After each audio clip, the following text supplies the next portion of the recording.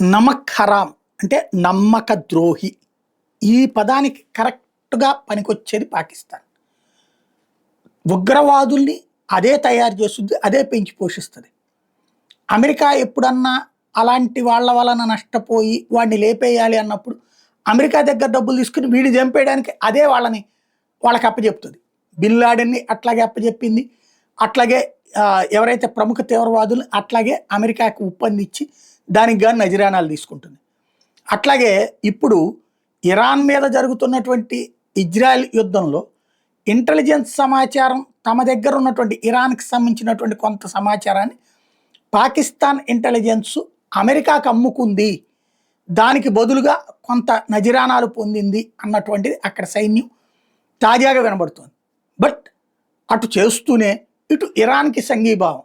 అవసరమైతే నీ తరపున మేము యుద్ధానికి వస్తామన్నటువంటిది.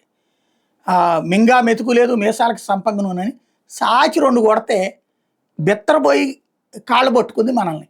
వీళ్ళెళ్ళి ఇజ్రాయెల్ మీదనంట. ఒక్కసారి దమ్ముంటే ఇజ్రాయెల్ మీదకి ఇరాన్‌తో పాటు కలిసి ఒక్క బాంబు వేసిరమ్మనండి. మనకి దరిద్రం వదిలిపోతుంది. పాకిస్తాన్ కూడా ఒక తాట తీసి వదిలిపెడుతుంది. ఒక్క దెబ్బకి సర్వనాశనం చేసి వదిలిపెడతాయి. ఇంకా మనం కొద్దిగా జాలి చూపించాం. ఆడికి ఆ జాలి కూడా లేదు. లేపి అవతల పడేస్తారు ఇజ్రాయెల్. కాబట్టి పనికి మాలిన కూతలకు వస్తూ ఉంటుంది.